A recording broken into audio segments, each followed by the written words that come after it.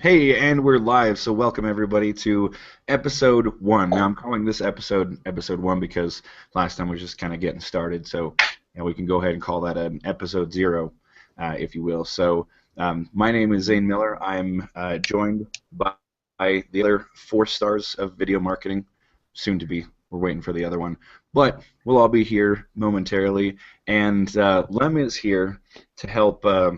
Take some of the weight off of being the guy who starts things. So Lem, what's up? How's your week been?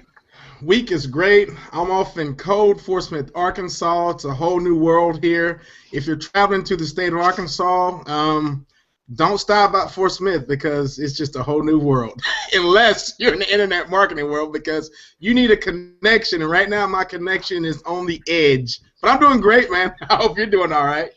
Awesome. Yeah, no, just happy to be here. Like the week just zipped right by, and all of a sudden we're on yet another live episode. We've got a couple of live viewers already here. Hello. Be sure to make comments on the right. If you have any comments or questions, please let us know. Also over on the event page, I'm monitoring those, which is again why we have Lem helping us out as far as co-hosting this or whatever we want to call it. So let's go ahead and introduce the panel here. Lem's already said hi. The first person that I see is David Schloss. Schloss. David, why don't you go ahead and say hi, introduce yourself. It's one of the three. Hi everyone, my name is David Schloss. I'm a professional media buyer. I'm Mr. Awesome. I'm everything that you could want to be in professional paid traffic. No, I'm here with these guys, and quite honestly, it's been one hell of an adventure since we started. And just to be able to call ourselves the 5 stars of video, you'll understand all of that, no doubt, today once we have this hangout. But yeah, I'm professional paid traffic buyer, media buyer, whatever you want to call it, and I just enjoy doing that for a living. Awesome, awesome, great. So the next person we have here is Justin Sardi. Justin, say hello to the nice folks and tell us how your week's been. Cool. How's it going, everyone? Justin Sardi here. Week's been all right.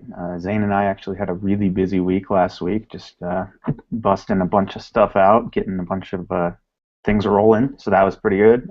Didn't really get to relax too much this weekend, but looking forward to getting the week started, and yeah, should be fun. Cool. Thanks, Justin. We would introduce Bill, but Bill is away right now, so he's going to be joining us any minute now. But I say let's not stand on ceremony. Let's go ahead and jump into some of the talking points that we have here. Before we go into this, because we want to talk about ways to sell on video, for the guys here on the panel, have you noticed anything recently that you would say is newsworthy before we dive into this topic? I saw something pretty cool on Yeah. TV, actually, which kind of surprised me. I hadn't seen this before. I don't watch much TV at all, so maybe I'm like 5 years behind or something. But I was watching a football game, the Bronx game, which I don't really want to talk about anymore. But watched that game last night and or yesterday, and one of the commercials I actually noticed was I forget who it was, but basically the whole commercial was geared at driving people. I think it was a Toyota Camry actually, was geared at driving people back to their YouTube channel. It was some kind of car commercial, and they were like, go to youtube.com/ whatever car we are, and check it out. And I was really surprised by that. I don't normally see TV commercials pushing towards YouTube. I do remember back in the day when they would always be like, like us on Facebook, you know. But now YouTube's becoming a lot more popular, and people are pushing their TV commercials to them. So I thought that was awesome. That's correct because now I have noticed also there are a lot of life insurance and different types of 401k type, commercials are saying, watch the next step. What happens on this at YouTube? And I'm Yeah. like, what the heck? And one more thing is I've seen Vimeo start advertising on TV these days. And I'm like, what is going on? That is interesting. One thing that I've always seen a lot with products that kind of did this reverse reverse retail. I don't know if that's the best way to put it, but it started on the internet, and then you see more and more of the products like in physical brick and mortar stores. And I'm seeing a growing trend. I don't know if you've seen this, but you'll see some products that say like as seen on YouTube, like trying to say, oh yeah, like we're trendy and awesome, and it's like on Walmart end caps and stuff like that. Like I'm seeing. I mean, I have seen a lot of that, and I anticipate to see more. Even to the point, if you've walked through, what is it? They have some end caps that require like a little bit more explanation, or at least the company thinks that it does. And so they have like this just panel with a video playing, and it's playing their commercial just over and over and over. But the commercial has more detailed application stuff. So I've always wondered if that helps with conversion, or if it's just some company trying to pretend it's cooler than it really is. Have any of you seen that? Mm-mm. No, I don't haven't. believe. No. Oh, okay. But that leads to a different topic, though. I mean, think about this. If you have people, like Justin said, to come to your YouTube channel, are you leading them there to get a Traction Pickle plus put on that pixel, put on that site, so they can actually start driving traffic to these people? Yeah, they do have all those remarketing lists. It'd be that's a great way to kind of jumpstart that within AdWords for video. As soon as somebody goes to your channel, watches a video, they can then be added to a remarketing list, and then you can basically run your video ad to them across the web. So I'm really curious as to whether or not, let's say for the car commercial, right, with Toyota, I wonder if all these people are being led to a Camry playlist, and the whole playlist is about the Camry, and then they're only being remarketed with the Camry. And I wonder if they're doing it with their Corolla line and their trucks, and every single playlist of videos is a completely different remarketing list. I'm not sure if you could do that, but that'd be pretty kick-ass if they can. you can actually. You can There you go. say you can set up your remarketing list based on a specific video. So you could say if somebody watched any one of these 5 videos about the Camry, then remarket to them, or send them this ad. That's awesome. Yeah. There you go. That's probably what they're doing, and I'm sure a lot of car companies are going to start doing that too. Every single line of vehicle they have, completely different remarketing list. Yeah, well, and the video is a way more interactive form of reaching the customers as well, and they know that, and that's why they're pushing it, I'm sure. Absolutely. See, there you go. And also, when that campaign runs out, you can also drag those same people to a different car, like from the Camry to something else. What is that next line I have up? The luxury line. What does it start with? I'm not a Toyota guy, but I know there's a. I know they have Lexus. They do own Lexus. There's one step lower than a Lexus. But yeah. But that's a good. Wow. There you go. There you go. Looks like we got Bill. Yes, Hello. Here, Good morning. the ninja himself. Penny. Okay, so Oh wow. My dogs are jumping do we around in the need any back, further too. of an explanation. All right, so we do actually have quite a few people on the event page, so a couple of shout outs. Hello, Columbia. We love to see more of your posts and questions. Alan is here, and he said that I'm a little schlossed. Thanks, Alan. Brian Wade says, hello, Zane, Lem, and Mr. Awesome. And we also have Mr. Ninja here, too. That's Bill. So thanks for all being here. We've got a bunch of viewers that just showed up, and we were talking about just if we saw anything newsworthy that we should talk about before we get into the topic, which is ways to sell on video. And we've got a couple of topics that we're gonna go around the table with. Starting with webinars. Now, to kick things off, I think that what we were just talking about how different companies are using targeting in different ways, like even bigger car companies. How would we as marketers use webinars? I think in YouTube, and I think I can kick it off with that same topic of remarketing. Something that's really easy is to just instead of uploading to like Amazon S3 or something like that, it's easy to take a webinar recording and put it up on YouTube. And you can even say, well, I don't want to make it public because you want to have it for a very closed launch or something like that. You can make it unlisted, but you can still trigger that cookie for people. So if someone visits the YouTube video that is the replay of your webinar, you can track those people and then keep remarketing, or retarget them and then remarket them.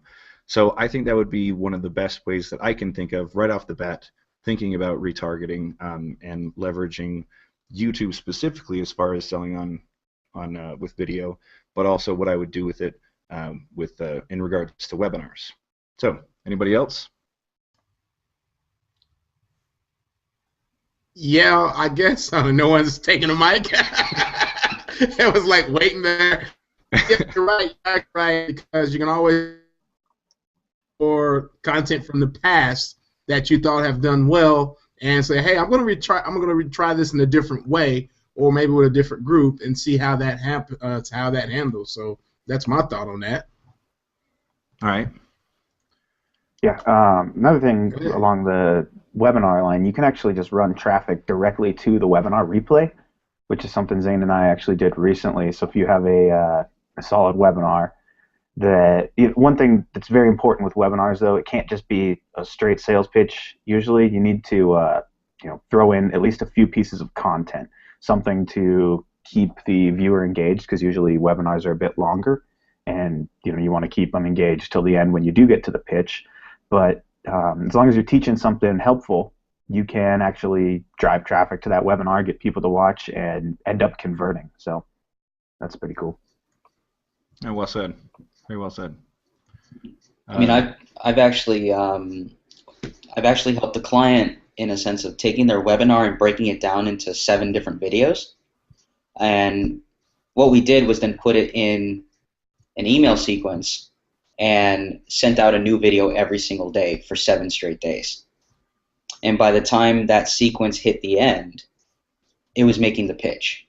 So we were able to track all the way through that sequence who was actually paying attention, and by the time they got to the end, boom, tried to get the sale. And it actually worked out quite well because it was very high ticket.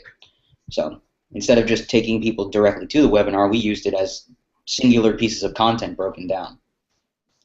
It's another way to look at it.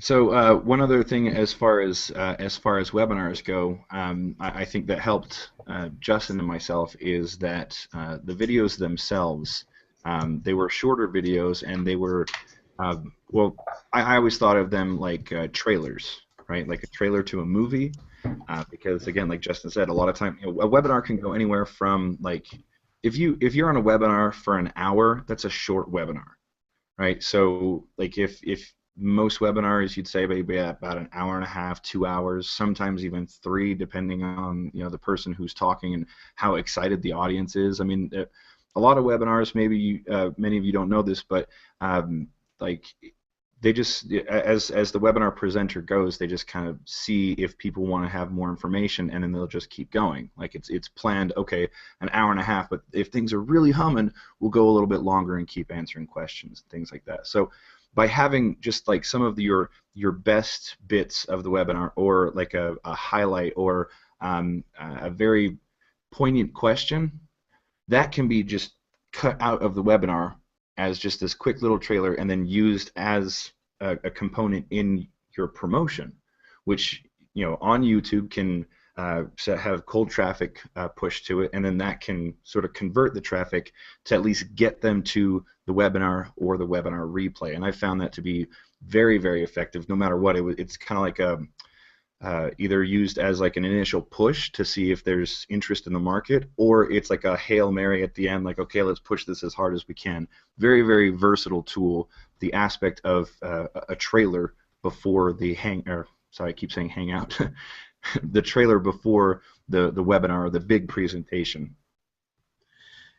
Breaking it down in trailers like that, that's an awesome idea, because, most people, I know, myself particularly, I don't like very long webinars, to be honest with you. I will sometimes fall asleep, or if I'm at a long event, I'm sitting there listening to a person for an hour and a half.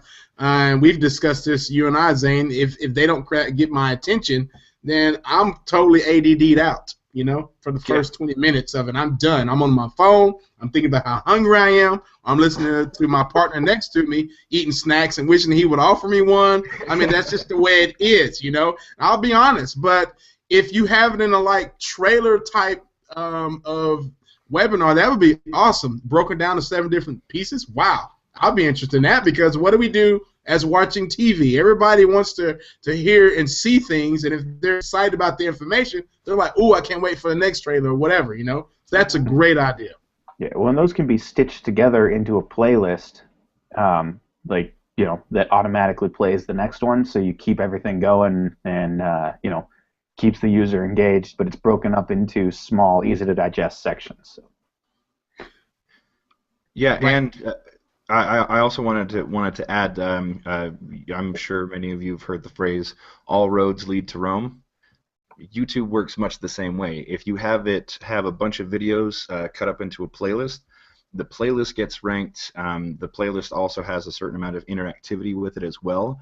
But you could get one particular video that's just really, really interesting that you didn't know had you know, a huge amount of interest, and that's kind of what introduces people to that playlist. So they may come in in a playlist of, like, you know, video 3 out of 10, and then go backwards and watch the first one, or they start at 7, or someone introduced them to this other random video. Regardless, they end up getting sort of sucked into that playlist, and even YouTube calls it creating a lean back experience, right? So to add to that whole trailer concept, if you're not seeing the conversion that you want, you can stretch it out and add a few more videos to the playlist, give a little bit more substance to it. I mean, some playlists, you only need like 2 or 3 videos, and boom, they take the offer, or they buy the product, or they get on the list. Others need, you know, more content to be able to get them to jump over. So if there's any way that you can take a webinar and cut it up into smaller pieces, or even if you're thinking about how you presented your presentation or webinar, and you think about it in sections, those natural sections would fit very well within a playlist, and they're still watching the whole thing. They're watching the whole hour and a half, but it feels like it's been broken up, and it feels like it's not as daunting, and YouTube just kind of takes them in there and says, hey, let's have fun with this playlist. Just hang on, we'll take care of it, not to worry. And next thing you know, people are like, yeah, I really want to be a part of this. I mean, I see it happen over and over again with YouTube channels that you can tell that the channel author has really dialed in their funnel. And that's some amazing potential. And, you know, once you actually add paid advertising to it, holy cow, you're unstoppable. You know, over. Yeah, you know, I'm thinking now, because there might be people out there who are watching going, can you do this with local clients too? I'm going to leave that to the panel to answer it and also give a few ideas. I'll let someone else talk first. Let's go, David. Let's hear your input on that. Yeah, so with local, essentially with the whole funnel building concept, it's not even like a reverse funnel. It's more of like a reverse process, where it's like, instead of putting the video on its own set site, you can actually create a link to a playlist on YouTube. And like Zane said, like, you just take them to some events that by the time they go in, they're like, oh my god, I've been watching this for like an hour. And it's just one thing after another. And it's just like a sequence of pages where when you leave your email on the opt-in and you're taken all the way to the end, to where you're then about to buy a product, or you're led to that a couple days later, it generates the sale. And it's the same thing in terms of getting the phone number from people, because we as in my company and my business partner, we set up, you know, funnels to where every page has a video on it, just leading up to getting their phone number, so we can call them and close the sale. And it's just simply providing something along the way that gets their attention from point A to point Z, and then just connecting everything through. And I'm not even going to get into the paid traffic side of it, because that's a whole different beast when it comes to, you know, interconnecting video and keeping the attention of the visitor. But it's, yeah, as you can see, it's very powerful when it comes to local, because they never see that. A lot of our digital friends see that, but local people, it's completely foreign to them, so they just fall in love. What about you, Justin? That's nice. Right. I've used video ads for local businesses, and those have seemed to work really well. The one thing that's pretty cool about those is you can actually do radius targeting. So say you're running ads for a restaurant or something along those lines, you can set up an ad to trigger, or basically an ad to run to anybody within a 5-mile radius of the restaurant, and you can even set up certain times. So say, they want to run an ad for a special happy hour special right after work. Well, a lot of people right before they get off work, probably, as they're closing their computers down, they might watch a video or two or check a few things out. Your ad can be shown to them, and like at a certain time right before happy hour. And those have actually proven you don't actually need an entire funnel there just to get people in. It's sort of like a TV commercial that automatically gets triggered based on time and location. Boom, you hit that on the nail because, I remember when I worked the job, when it was like, 7 o'clock, and I knew I had to get off at 8, I'm looking at everything but what I'm supposed to be doing on the internet. I'm Facebooking, I'm doing everything, I'm watching a crazy video that my homeboy sent me. I'm just keeping it real, and that is true. You hit that on the nail, you're like, man, it's almost 5 o'clock. What are we going to do, Right. You see those chicks last night, I'm just saying, Bill, you have any inputs on that? No, I agree with everybody. I mean, that's basically what it is. It's just I like how you can super target it, like Justin said. You can set a time, you can do everything just because, like we just talked about. When I used to work a job, I remember, like 4 o'clock, 3 o'clock, or your afternoon, where you're getting ready to go home and stuff because you know that that clock is starting to turn, and you're just ready, which I like is because you can just super targeted the time, and like he said, around the space. So like if you have a restaurant or if it's it could be anything. It is super targeted, that especially restaurants, because they know that their window is going to be that 5 to 7 because people are starting to look for food and get ready to go eat, and what am I going to eat tonight? That's usually the most thing. Hey, what should we go eat tonight? Yeah. No, and see, I always thought it was interesting that television commercials, right around the 5 o'clock hour, that's when all the restaurant commercials start coming out, and you see the McDonald's commercial, followed by the Chili's commercial, and then you start thinking, wait, actually, I'm kind of hungry. It's intentional. And then I think about this statistic that's been mentioned a couple of times Justin, you were the one that brought it up. It was that something like 80% of the ad inventory. How does that go? Yeah. Actually, Tommy Powers is the one who showed me that. But basically 80% of the ad inventory on YouTube is going unsold every day right now. And I'm sure that's that number is probably gradually decreasing, but that means that only 20% of the ad inventory is being sold every day, and that's why these ads are so dirt cheap. Because there's a bunch of it's an auction system. So if nobody else is bidding, you're not going to pay top dollar because there's no competition. It's just your ad. Especially in the local market, it's much cheaper. If you can get it dialed in. Yeah, and see, and that's the part that blew me away. In order to be able to have the kind of exposure that we have access to right now, it was a part of the part of a webinar pitch that I did years ago, talking about one of Justin Bieber's videos getting more views than the Super Bowl that year, and it's all about attention. If we can get that attention, but then say, okay, well, this chunk of people, if they don't click on the ad, then I don't have to pay. There's all these stipulations that we as advertisers can make now. YouTube is so, I don't want to say desperate, they're just very active in their pursuit of marketers using their ad platform. So they're getting really creative, but I don't think it's going to last very long. I think one of the main points to open our eyes, I'm hoping, is that there's an ad that Google has that says if you spend $25 of your money, then they'll give you $75 of ad credit. But it didn't used to be that way. It used to be just set up an AdWords account and it will give you $100 for free. You didn't have to do anything. You didn't have to pay any money. You just had to sign up. Now you have to pay $25. These things that we're talking about right now, they will eventually go away. Eventually, then like this huge 80% will be down to like 17 and 14, and there will still be people saying you can use this little tiny angle, but right now it's huge. Like, why are we not marketing in the same way? Like, okay, it's 5 o'clock. We should have tons of ads going out right now reminding people that there are places around them that they could eat.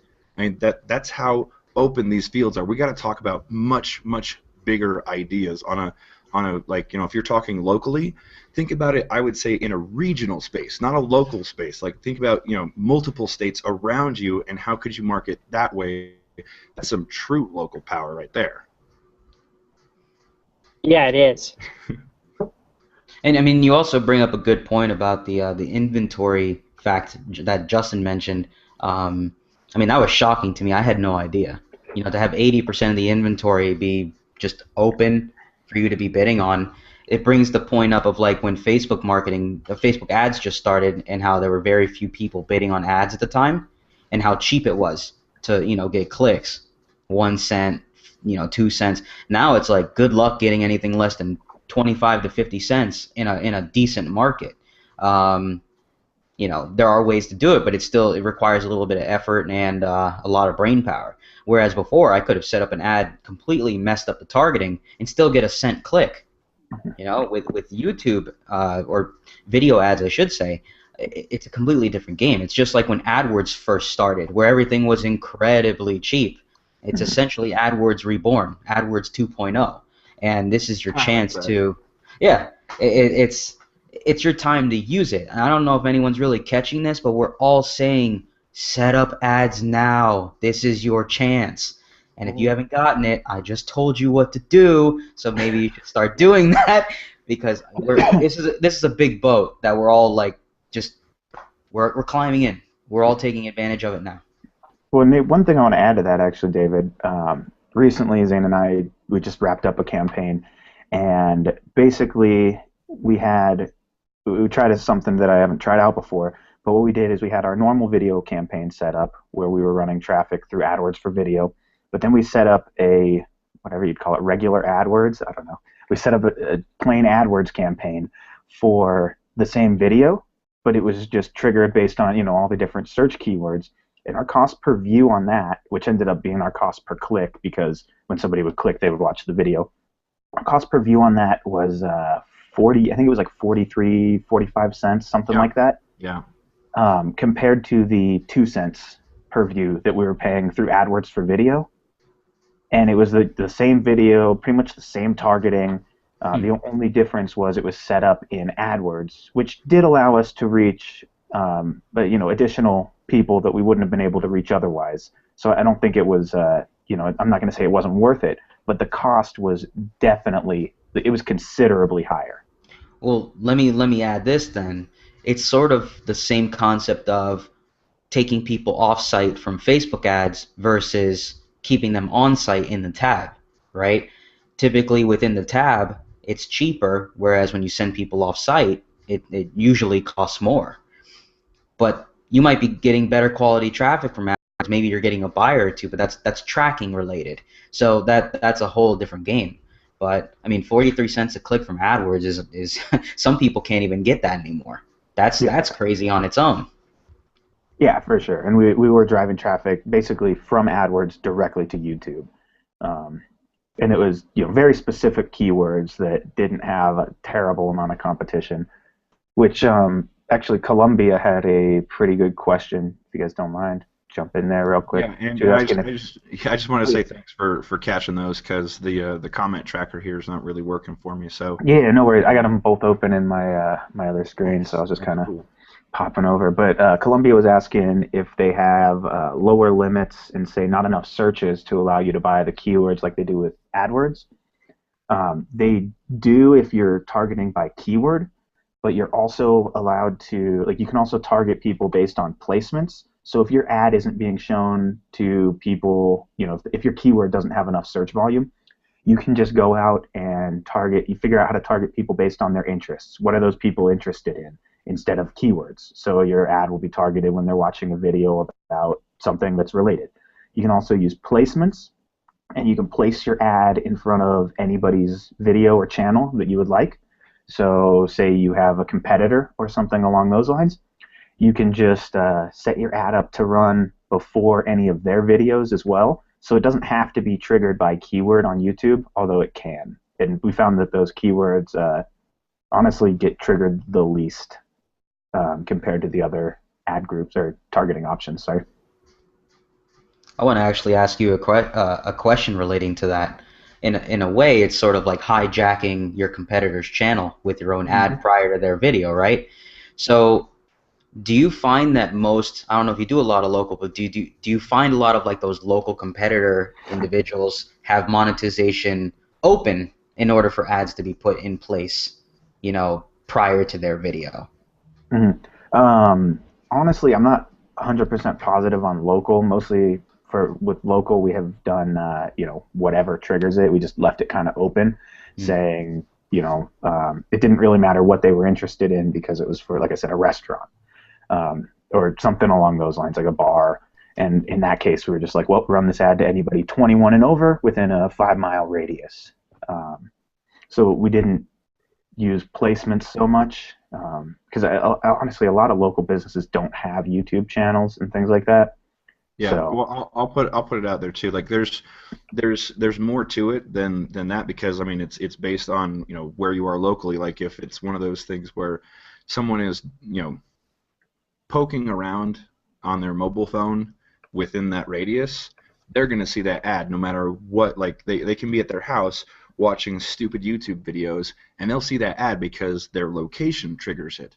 So, like, there is the potential that, like, other local competitors, right? I mean, I know that's the main point of the commercial, but to that end, if there's anybody that you want to compete with, but their ads, their videos aren't monetized, then it's not really worth being on their videos anyway, right? So anybody who knows what they're doing, who's worth their salt on YouTube, will have some sort of monetization angle with their channel, and 99% of the time they say, yes, I want the YouTube ads, because if I'm not selling my product, I want to at least try and get some traffic somewhere else. And it's a little short-minded in my opinion, but it's like kind of the default setting. So if they're worth their salt, then you will get views on videos. But with the geo-targeting, it's just based on where the end user is. So if they're close to your restaurant, they'll see the ad no matter what video they're watching. Make sense? Yep, makes complete sense now. Awesome. Cool. So can we kind of touch on, I know we can use the $25, you know, we give us $75 credit to use the platform. How many channels can we use this on, guys? I'm sure people will want to know that. Yeah. what do you mean? How many channels? Okay, let's just say you're doing it for, let's just say you want to test it on, you have a product, okay? And then you have a client who wants you to run ads for them. How many channels, how many vouchers can you get for per channel? Per AdWords account. Correct.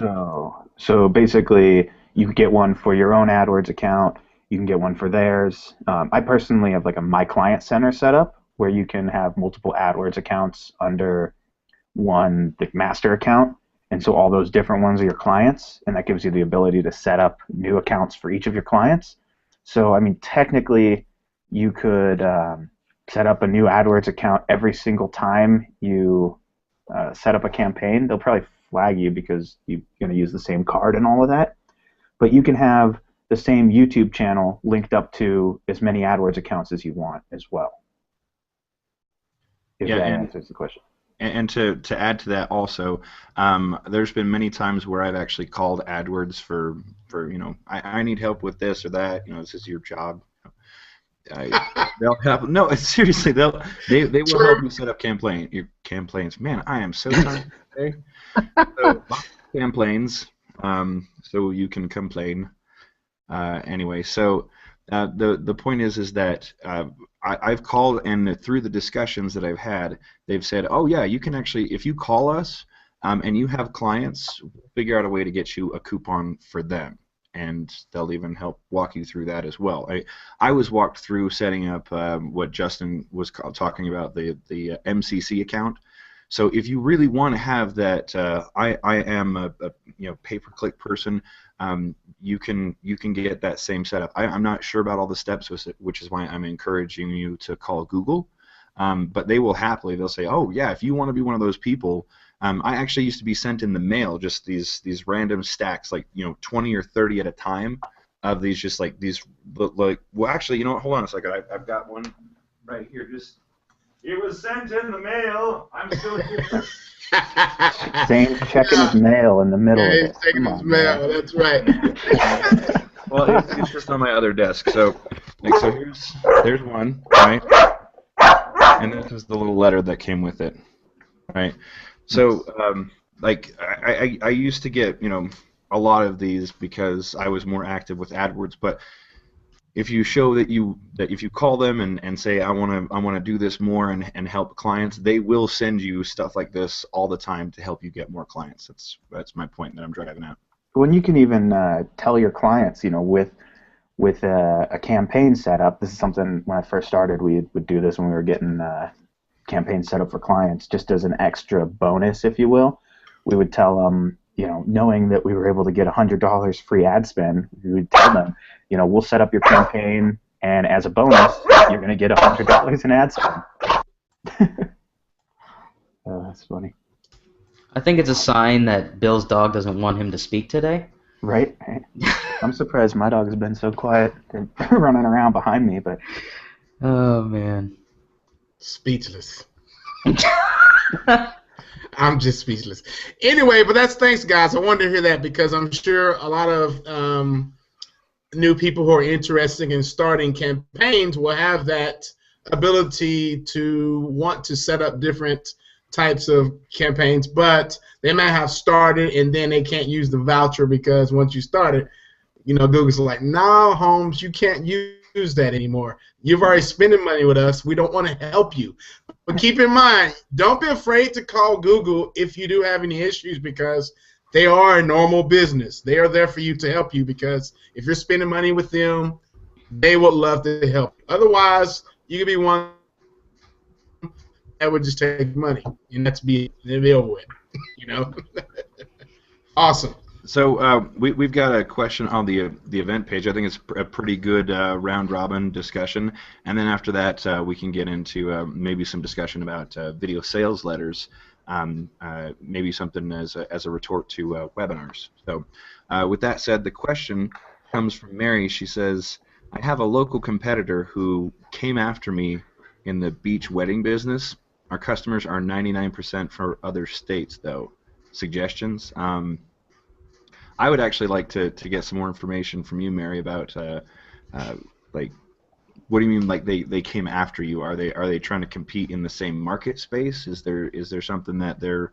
I mean, what is it that they're doing that you feel like they're coming after you? And beach weddings, that sounds like a very very hot target market, right? Like if you want to have a wedding on the beach. Like that's, I mean, you have some thought in that. You're like, oh, that would be amazing. Like there's a lot of emotion behind it.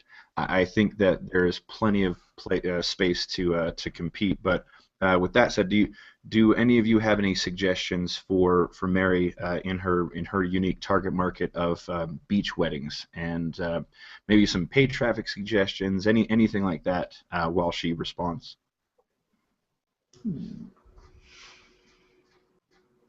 Well, in the AdWords. Yes. Oh, go ahead, Lem. Sorry. Do a video pre-roll in front of their videos. Go ahead, David. I was just gonna say, you could always do the old school AdWords technique of just bidding for the competitor's name and just have their stuff above the competitor. At the same time, they should bid on their own name, right? Because it's going to be cheap anyway. Just try to show up as many times in search as possible. I've even done it to the extreme of I have ranked for my competitor's name above their website. Like I SEO'd a page on my client's site that outranked the competitor's main site. So it was, they got into a little fight about it, but there wasn't any legality behind it. It's like, hey, I just ranked above you. Like, sorry, You know, what's the biggie? You know, and also anytime if there's any form of slander, that's when it becomes legal. When you say someone came after you, you know, that almost sounds like they were attacking you online. But if you're just saying that in the sense of they're going after the same terms as you, like they just randomly popped up out of nowhere, you know, do some press releases, do some videos, just spread yourself out throughout the internet so when people see this one thing from that competitor, they don't make a pure judgment off that one thing. You know, put enough information out there so you look like the expert, the superstar. Yeah, Well it looks said. like Mary just said she was the first to begin the business, and then about 12 other competitors opened up after her, and so it's just become a very competitive market. So, I mean, paid traffic would probably work really well because it guarantees that you are going to be right above them without any SEO. I mean, it's the fastest way to page one, basically. Yeah. No, very very good point. And she has the longevity of being in the market longer. So she can use that to her advantage and say, I've been in the market since, you know, I'm just going to pick a number, since 2001, and all these other people will just pop up in, you know, 2014. Like, just to have that sort of, that time frame that you've been working on the market, I mean, that makes you look like the expert bar none. And it happens to, I'm sure it happens to some of us, where if we're bidding on a project and someone's like, I've been doing internet marketing was a term. It's like, okay, crap. You know, it's like I can't compete with that. But it's true. You know, a lot of people do that. Lawyers do it all the time. Been practicing since 1975. It's like, oh, okay, sorry, you win. But that always helps in your favor when it comes to the beach wedding stuff, because I know with wedding planners in general, anytime there's a experience gap, more often than not, the most people go with the more experienced individual. So just use that to your advantage. Yeah, that's a Yeah, very good good point. point. I would also say that it's an escalation game, right? Like you were first, and then like 12 others came in because there was a lot of marketplace that they could fill up. Now it's feeling a little snug, and you want to figure out the next step. I mean that right there should tell you that you are already more advanced than the people currently in the marketplace, because you're saying, well, I was there when it was like this, and it was way better. So you already know what that's like. I definitely say they take that next step into paid traffic, because I'm pretty sure none of them are really doing that, and if they are, they're doing it ineffectively. Being that it's got more crowded, you can be the one person that takes that escalation move, right? So, well, everyone else is in here, but I've got a guide that will give you the perfect beach wedding, right? And that's your link bait, your list bait of like, okay, I want a bunch of people to raise their hand and say, I want a beach wedding, and I want it perfect, and you can offer that perfect experience. So just line it out in a way that, hey, this is how to, you know, prevent that. You know, the worst thing that could happen at a beach wedding, in my opinion, would be having it rain, because then it kind of defeats the purpose, right? So you want to make sure whatever expertise you can offer it through a guide that has paid traffic. So then you have all these other people clamoring, and then you have this one little, you know, gold and silver lining up there at the top going, hey, here's even better than all this other stuff below. And then you push yourself and put yourself in that same position that it was years ago when no one else was competing with you, because you're just competing in a different way that is making the competition irrelevant. Yeah, Mary. Also, and I'm gonna guess to close it here. Just try to think outside the box. You know, just figure out what your competitors are not doing, because they're probably trying to watch and see what you've been doing. You know, and after you figured out that they're not doing a certain thing, then just get online, pick your favorite flavor of Haterade, and drink it and laugh while they're just still suffering. Okay. I like Mary's comment. I did buy one of the businesses' website, their name. They were not happy, and 10 years later, I still own it. That's awesome. Nice. That's what I'm talking about. Well, right. While we're on the subject real quick, Mary, one thing that you can do to kind of figure out where, if you do want to go the paid advertisement route, to figure out where exactly or how you're going to target your audience, go check out the Google Display Planner, and you can actually go in there and say you want to get placement ideas.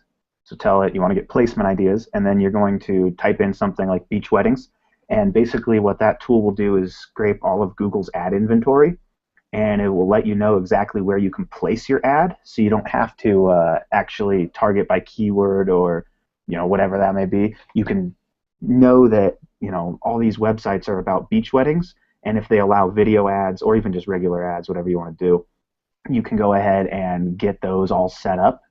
So you can, it'll tell you all the different websites that you can advertise on that are related to weddings or beach weddings. Justin, what was that site one more time? That's the Google Display Planner. It's within AdWords, so you have to go to AdWords and then go to Tools. It's with the keyword planner. Yeah, I shared my screen really quick and then just Googled the display planner. Mm-hmm. And again, like, you do have to be signed into AdWords. So since I was already signed in, this is what it gave me. But like Justin said, this is a great place to start. So there you go. Quick shot of that. Just Google display planner, and you'll be able to investigate that further. All right, cool. So if there's of course, keep the questions coming in. But the next topic that we were talking about, and we may not get to the third topic because we're already almost at the end of the hour. Yeah, but we're moving today. Yeah. But we have a lot of really good questions, and we've got a bunch of people on here live. So for those of you, if it's your first time, we go for an hour. So be sure and get your questions in. Before we get into this point, actually, this is a good time to make sure and let everybody know that this is a weekly show. We do this every week on Monday at 12 p.m. Eastern. It's the 5 stars of video. You want to make sure and click the subscribe button below or to the right or wherever we have this crazy video placed. But also want everybody to be able to participate and ask questions and stuff. So if this is something that you think that any of your coworkers, family, friends would be interested in, then send them an invitation to come to one of these live events so that they can also ask questions live as well. So keep it going, your questions, feed this discussion. So upward and onwards, we were talking about webinars and also how we can repurpose them through YouTube and how we market them in general. But let's talk a little bit before we end about video sales letters and what can be done with those as far as ways to sell, because webinars aren't the only things, and video sales letter is like, I think an underutilized tool simply because webinars have been so easily relied upon for so long, and I think video sales letters are often overlooked. Thoughts?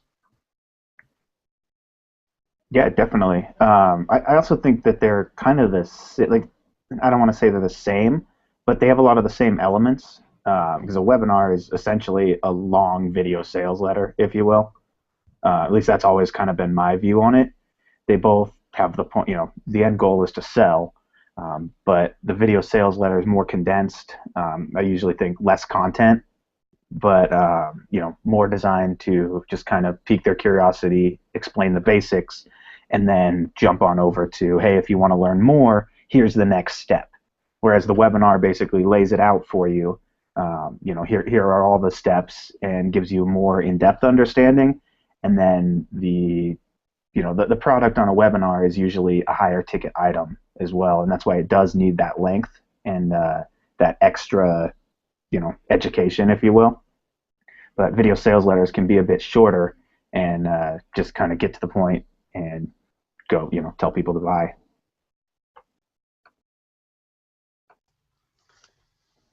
Right. Any other thoughts as far as video sales letters go? All right, David.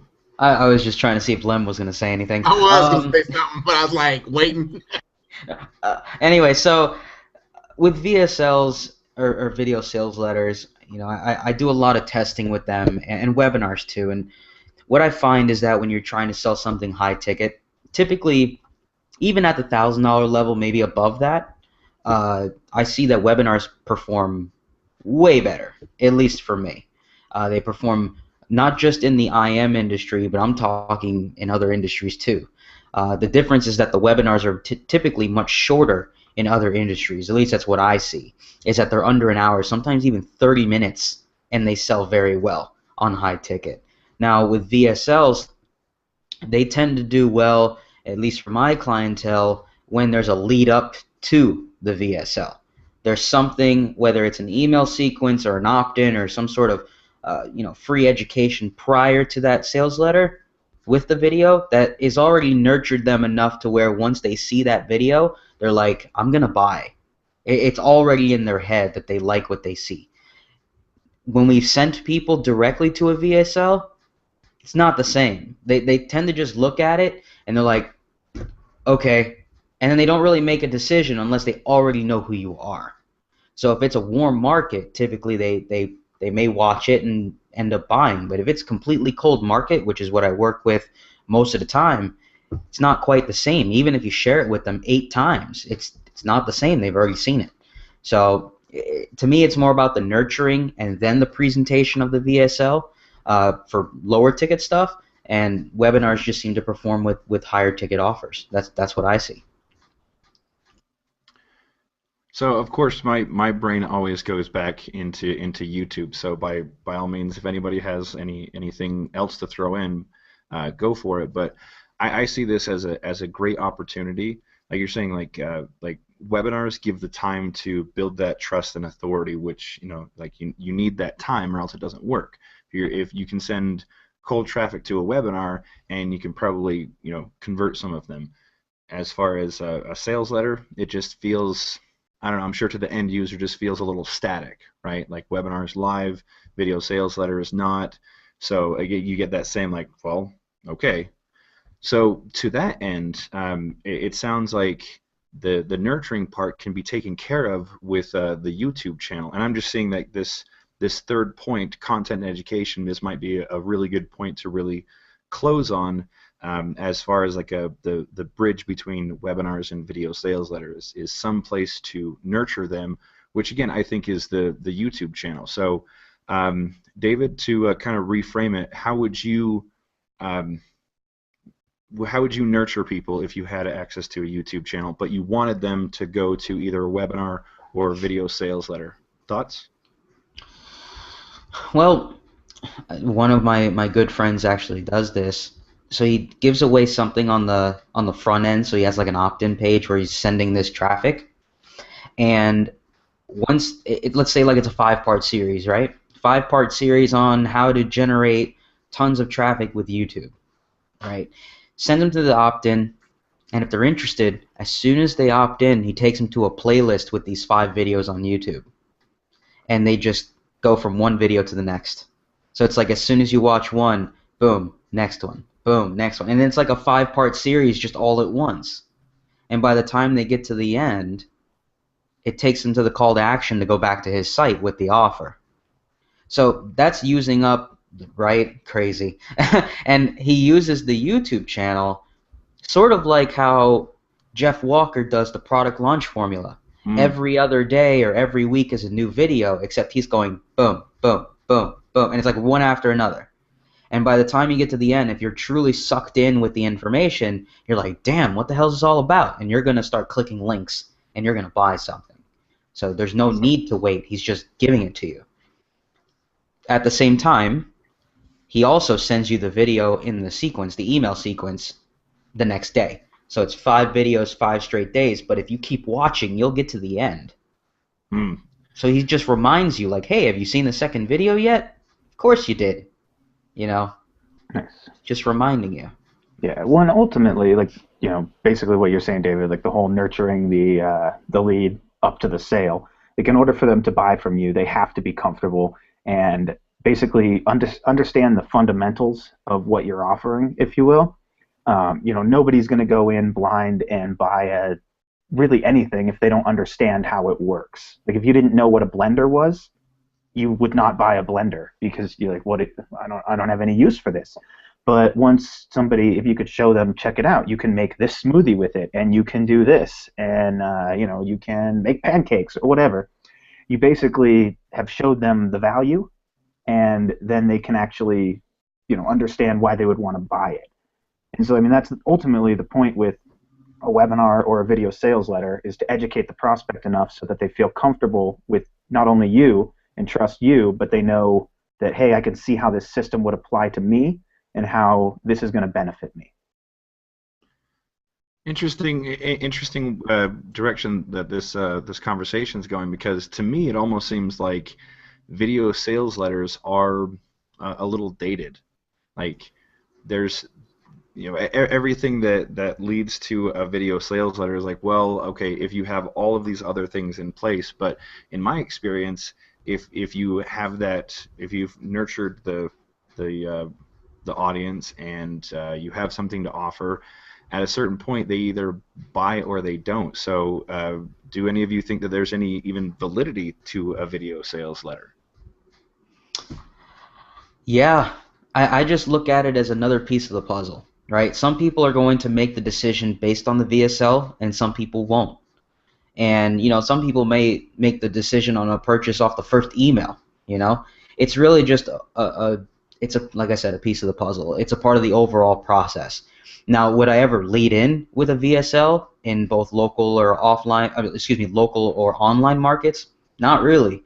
I typically nurture because it builds that trust that you need in order to generate the sale. And that's what I want to deliver. I want these people who are subscribing and giving me their precious time to trust me, believe in what I'm going to offer to them, and at the end of the day, make the purchase and be happy with it. So if I'm just sending them straight to the VSL, there's really no trust building going on. They're just looking at this page, and if I set it up in a traditional IM format, which we all know is extremely flashy, I look like a douchebag right out the gate, and there's really there's no communication, no connection with that person. So for me, I wouldn't even lead with a VSL. I just put it in somewhere in the sequence, and I'm like, look, if you haven't made a decision by now, here's a VSL. This will do all the selling, and if you don't like it, well, then it wasn't for you. Interesting point. We do have another question here on the YouTube watch page, and Andy, we may need a little bit more clarification because the question is just posed. Any limitations with certain industries? I have a big MLMer paying me for promotion. As far as the MLM world, I'll tell you just a little bit of my experience while you're clarifying. But when it comes to video and live video and things like what we're doing, I've always seen a huge amount of interest come out of the MLM industry. My only recommendation, because I don't do MLM myself, but I do know that if you want to do anything that would really be effective with YouTube or video marketing, you want to reach like somebody who has a lot of influence or has not just plans, but like that they're going to be doing something big within the industry, because the industry is also known for people who have flashy plans but don't follow through. So just make sure that this awesome thing, this YouTube experience, this paid traffic, whatever it is that you want to offer your services as, just make sure that it's somewhere where you can be able to grow yourself instead of being stuck with somebody who doesn't want to move higher and faster and so on and so forth. I don't know if anybody else wants to chime in there in relation to the MLM world and video marketing. I will, because I had interviewed some guys. All I'm going to tell you is be very careful with video, because YouTube does not like some of them. So if you mention the names or anything, your video will get flagged. Just warning. Cool. And they can actually try to brand it in their own way without giving up the company. I mean, that's the smartest way to do it. And I totally agree with Bill, because Bill and I have been on webinars when people had mentioned certain names and they got kicked out, and then all of a sudden it flagged this account. Sorry, bro, but it happens, It does. And it's one of those things. And another thing we need to pay attention to is when we're on a webinar like this, not to play music from a different video that's so loud, because your video account can get flagged also for copyrights for a video that you don't have ownership to playing. So these are certain things we're going to add. But it is 12:01, Zane and panel. And one real quick thing I want to add on that MLM is, just the flip side of it. When you're setting up a video ad, there's actually an option to target people interested in MLM and BizOp. So They make it really easy to target people, but like everybody said, you just kind of have to be careful the way you craft your ad. So just go ahead and make sure you read the terms of service, and if you have any problems or any questions, seriously call Google. Like when you're setting it up, call them and ask them, is this okay? They will look at it and tell you if it's okay or not. Just be careful with income claims, because you automatically, even if you said, I made my first dollar, bye, your account's gone. It's just gone. And you can't make any references to money. You just can't. You can't even say that you helped someone get a car. There's no claim at all that you are allowed to make in BizOp, network marketing, MLM. And I know this because I have a lot of friends who do very well in network marketing, and when they set up ads, they pretty much assume their account's going to be gone. Like that's just how the industry is. It's like, yeah, I'm going to lose another AdWords account, or I'm going to lose another YouTube account. Wow. You can't even believe how many Facebook accounts I've had to manage for people because they've gotten their account burned. So just be very, very careful. My suggestion is this: build a personal brand, get people to apply or coach with you, get them in your program, do it indirectly. Do not do a direct sale to the company, because you're shooting yourself not in the foot, in the face. Everything will be gone. Good point. I'll use that as a clip later on. But Lem, as Lem was saying, we are now at 12:03. We want to keep these episodes an hour long, even if we've got extra questions, because we want to encourage the discussion to continue on. We will be monitoring questions and comments for last week's show as well as this week's show, just to see what other kind of new content that we should be creating. And hopefully next time I won't be as tongue-tied. But such is life. So let's go ahead and wrap things up. We'll start with Bill, who I see first. So final thoughts before we go. Take it away, Bill. I only have the one thing.